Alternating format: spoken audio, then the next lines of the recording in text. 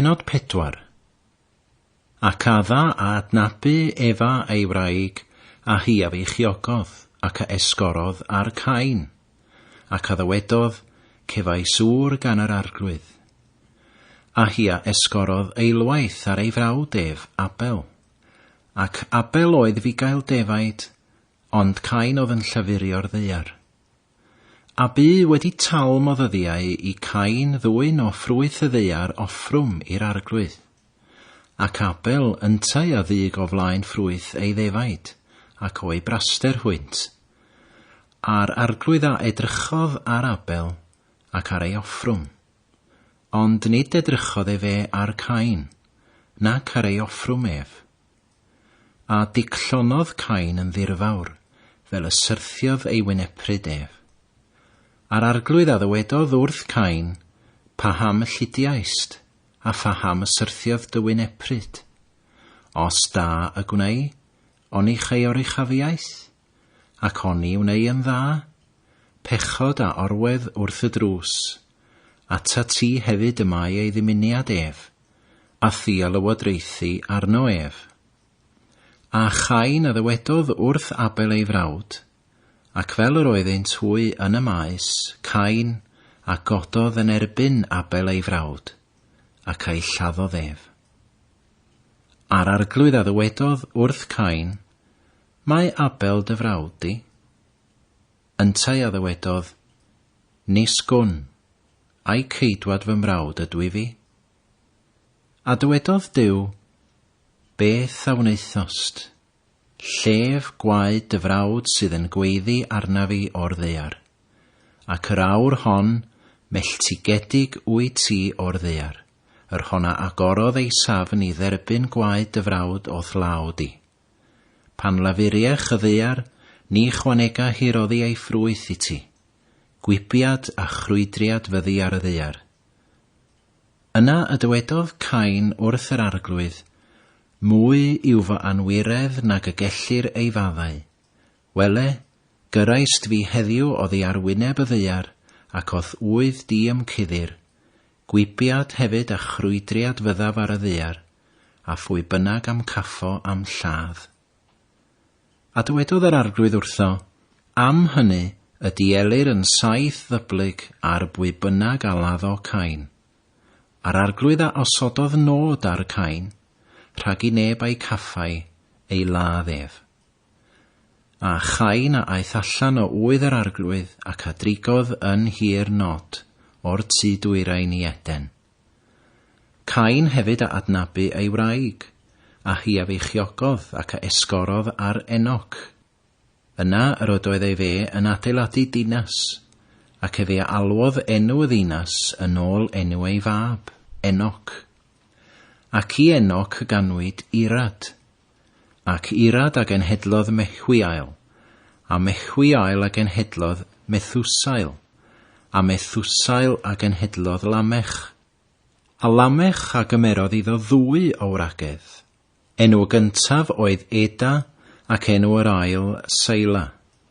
Ac Eda a esgorodd ar Jabal. Hwn ydoedd dad pob preswylydd Pabell a pherchen anifail. Ac enw ei frawd ef oedd Jubal. Ac efe oedd dad pob teimlydd telyn ac organ. Seila hitha a esgorodd ar Tiwbal Cain, gweithydd pob cwreinwaith pres a hiarn, a chwaer Tiwbal Cain ydoedd Nama. A Lamech a ddywedodd wrth ei wragedd Eda a Seila, clywch fy llais, gwragedd Lamech, gwrandewch fy lleferydd, canis mi aleddais ŵr i'm harcholl, a llanc i'm clais. Os Cain a ddielur seithwaith, yna Lamech saith ddengwaith a seithwaith. Ac adda a adnabu ei wraig drachefn, a hi a esgorodd ar fab, ac a alwodd ei enw ef Seth, oherwydd Duw eb hi a osododd i mi had arall yn lle Abel, am ladd o Cain ef. I'r Seth hwn hefyd y ganwyd mab, ac efe a alwodd ei enw ef Enos. Yna y dechreuwyd galw ar enw yr arglwydd. Pennod 5. Dyma lyfr cenedlaethau Adda. Yn y dydd y creodd Duw ddyn, a'r lun Duw y gwnaeth e ef. Yn wryw ac yn fenyw y creodd e hwynt, ac e a'i bendithiodd hwynt, ac a alwodd ei henw hwynt Adda ar y dydd y crewyd hwynt. Ac Adda a fyw 10 mlynedd ar 100, ac a genhedlodd fab ar ei lun a'i ddelw ei hun, ac a alwodd ei enw ef Seth. A dyddiau Adda wedi ddo genhedlu Seth oedd 800 mlynedd, ac a genhedlodd feibion a merched. A holl ddyddiau Adda yr rhai y bu fyw oedd 900 mlynedd a 10 mlynedd ar 100, ac a fu farw. Seth hefyd a fyw 5 mlynedd a 100 mlynedd, ac a genhedlodd Enos. A Seth a fyw wedi ddo genhedlu Enos 7 mlynedd ac 800 mlynedd, ac a genhedlodd feibion a merched. A holl ddyddiau Seth oedd 12 mlynedd a 900 mlynedd, ac a fu farw. Ac Enos a fyw 10 mlynedd a 40, ac a genhedlodd Kenan. Ac Enos a fyw wedi ddo genhedlu Kenan 15 mlynedd ac 800 mlynedd, ac a genhedlodd feibion a merched. A holl ddyddiau Enos oedd 5 mlynedd a 900 mlynedd, ac a fu farw. Kenan hefyd a fyw 10 mlynedd a 30, ac a genhedlodd Mahalalil. A bu Kenan fyw wedi ddo genhedlu Mahalalil 20 mlynedd ac 800 mlynedd, ac a genhedlodd feibion a merched. A holl ddyddiau Kenan oedd 10 mlynedd a 900 mlynedd, ac a fu farw. A Mahalalil a fyw 5 mlynedd a 30 mlynedd, ac a genhedlodd Jered. A Mahalalil a fyw wedi ddo genhedlu Jered 10 mlynedd ar 20 ac 800 mlynedd, ac a genhedlodd feibion a merched. A holl ddyddiau Mahalalil oedd 15 mlynedd a 40 ac 800 mlynedd, ac a fu farw. A Jered a fyw 2 mlynedd a 30 a 100 mlynedd, ac a genhedlodd Enoch. A Jered a fyw wedi ddo genhedlu Enoch 800 mlynedd, ac a genhedlodd feibion a merched. A holl ddyddiau Jered oedd 2 mlynedd a 30 a 900 mlynedd, ac a fu farw. Enoch hefyd a fyw 5 mlynedd a 30, ac a genhedlodd Methiwsela. Ac Enoch arodiodd gyda Duw wedi ddo genhedlu Methiwsela 300 o flynyddoedd, ac a genhedlodd feibion a merched. A holl ddyddiau Enoch oedd 5 mlynedd a 30 a 300 o flynyddoedd.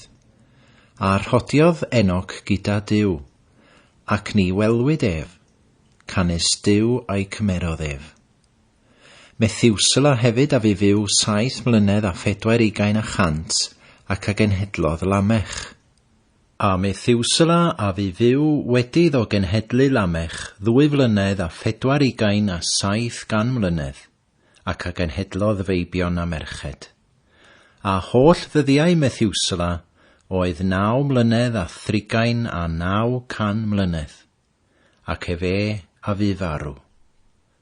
Lamech hefyd a fyw 2 mlynedd a 40 a 100 mlynedd, ac a genhedlodd fab, ac a alwodd ei enw ef Noa, gan ddywedyd, hwn a'n cysura ni am ein gwaith, a llafur ein dwylo, oherwydd y ddaear yr honna felltigodd yr arglwydd.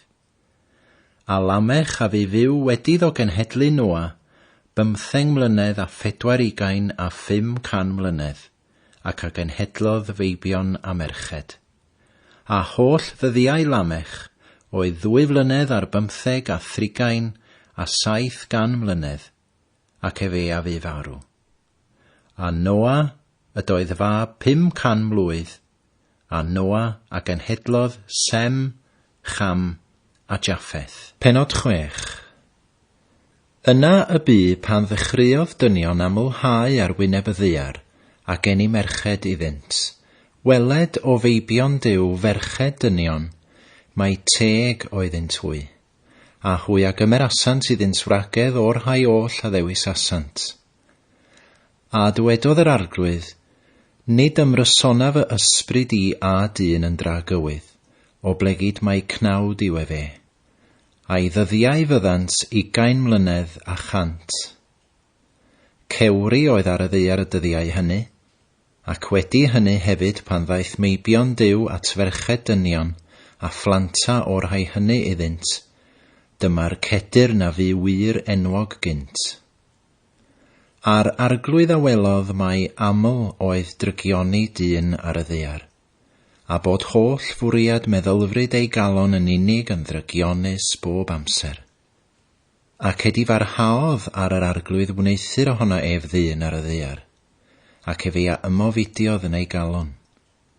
A'r arglwydd a ddywedodd, dileaf ddyn, yr hwnna greais oddi ar wyneb y ddaear, o ddyn hyd anifail, hyd yr ymlusgiad, a hyd ehediad y nefoedd, canes y mae yn edifar gen efei gwneithir hwynt. Ond Noa a gafodd ffafr yng ngolwg yr arglwydd. Dyma genedlaethau Noa. Noa oedd ŵr cyfiawn perffaith yn ei oes, gyda Duw yr hodiodd Noa. A Noa a genhedlodd 3 o feibion, Sem, Cham a Japheth. A'r ddaear a lygrasid ger bron Duw, llanwasid y ddaear hefyd a thrawsedd. A Duw a edrychodd ar y ddaear ac wele hi a lygrasid, canes pob cnawd a lygrasau ei ffordd ar y ddaear.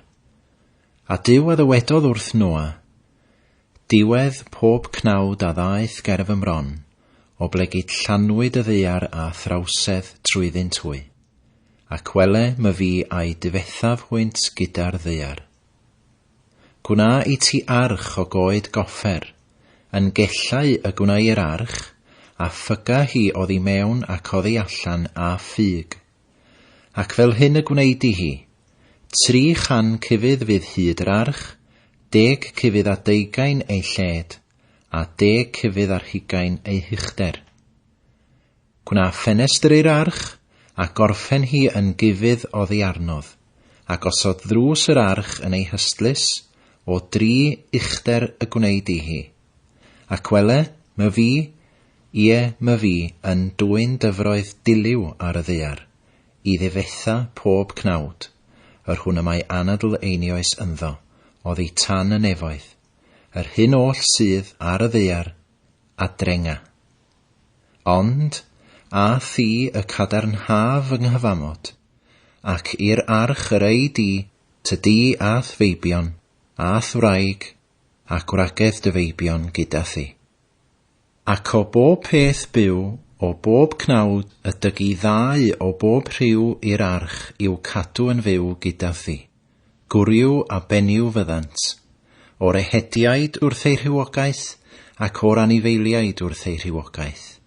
O bob ymlusgiad y ddaear wrth ei rhywogaeth, 2 o bob rhywogaeth a ddaw atat i'w cadw yn fyw. A chymer i ti o bob bwyd a fwytair a chasgl atat, a bydd yn ymborth i ti ac iddynt wythau. Felly y gwnaeth Noa, yn ôl yr hyn oll a orchmynasau Duw iddo, felly y gwnaeth fe. Pennod 7. Yna y dywedodd yr arglwydd wrth Noa, dos di ath holl di i'r arch, canes tydi a welais i yn gyfiawn ger fy mron i yn yr oes hon. O bob anifail glân y cymeri gyda thi bob yn 7, y gwryw a'i fenyw, a 2 o'r anifeiliaid yr rhai nid ydynt lân, y gwryw a'i fenyw. O ehediaid y nefoedd hefyd bob yn 7, yn wryw ac yn fenyw, i gadw had yn fyw ar wyneb yr holl ddaear. O blegid wedi 7 niwrnod eto, mi alawiaf ar y ddaear 20 niwrnod a 20 nos. A mi a ddileaf oddi ar wyneb y ddaear, bob peth byw ar awneuthi mi. A Noa a wnaeth yn ôl yr hyn oll a orchmynasau yr arglwydd iddo. Noa hefyd oedd y fab 600 mlwydd, pan fy'r dyfroedd diliw ar y ddaear. A Noa a aeth I mewn, a'i feibion, a'i wraig, ac gwragedd ei feibion gydag ef, i'r arch, rhag y dofr diliw. O anifeiliaid glân ac o anifeiliaid yr rhai nid oeddent lân, o ehediaid hefyd, ac o'r hyn oll a ymlusgau ar y ddaear. Yr aeth I mewn at Noa i'r arch, bob yn ddau, yn wriw ac yn fenyw, fel y gorchmynasau Duw I Noa. Ac wedi 7 niwrnod, y dofr diliw a ddaeth ar y ddaear. Yn y 600 flwyddyn o fywyd Noa, yn yr ail mis, ar yr ail dydd ar 15 o'r mis, ar y dydd hwnnw yr rhwygwyd holl ffynhonnau y dyfnder mawr, a ffenestri'r nefoedd a agorwyd. Ar glaw fu ar y ddaear 20 niwrnod a 20 nos. O fewn corff y dydd hwnnw y daeth Noa, a Sem a Cham a Japheth, meibion Noa, a gwraig Noa, a thair gwraig ei feibion ef, gyda hwynt i'r arch. Hwynt a phob bwystfil wrth ei rywogaeth, a phob anifail wrth ei rywogaeth, a phob ymlusgiad a ymlusgau ar y ddaear wrth ei rywogaeth, a phob ehediad wrth ei rywogaeth, pob aderyn o bob rhyw. A deithant at Noa i'r arch bob yn ddau, o bob cnawd ar oedd ynddo anadleinios. A rhai a ddeithant yn wriw a benyw y deithant o bob cnawd, fel y gorchmynasau Duw iddo, a'r arglwydd a gaeodd arno ef. A'r diliw fu 20 niwrnod ar y ddaear, a'r dyfroedd a gynyddasant ac a godasant yr arch, a hi a godwyd oddi ar y ddaear. A'r dyfroedd a ymgryfhasant ac a gynyddasant yn ddirfawr ar y ddaear, a'r arch a rodiodd ar wyneb y dyfroedd. A'r dyfroedd a ymgryfhasant yn ddirfawr iawn ar y ddaear, a gorchuddiwyd yr holl fynyddoedd uchel oedd tan yr holl nefoedd. 15 cufydd yr ymgryfhaodd y dyfroedd tuag I fyny, a'r mynyddoedd a orchuddiwyd. A bu farw pob cnawd a ymlusgau ar y ddaear, yn ehediaid ac yn anifeiliaid ac yn fwystfilod ac yn bob rhyw ymlusgiad a ymlusgau ar y ddaear, a phob dyn hefyd. Yr hyn oll yr oedd ffyn anadleinios yn ei ffroenau, o'r hyn oll oedd ar y sychdir a fiant feirw. Ac efe a ddileodd bob sylwedd byw ar a oedd ar wyneb y ddaear, yn ddyn ac yn anifail, yn ymlusgiaid ac yn ehediaid y nefoedd. Ie, dilewyd hwynt o'r ddaear. A Noa, a'r rhai oedd gydag ef yn yr arch yn unig a adawyd yn fyw. A'r dyfroedd a ymgryfhasant ar y ddaear, 10 niwrnod a 20 a chant.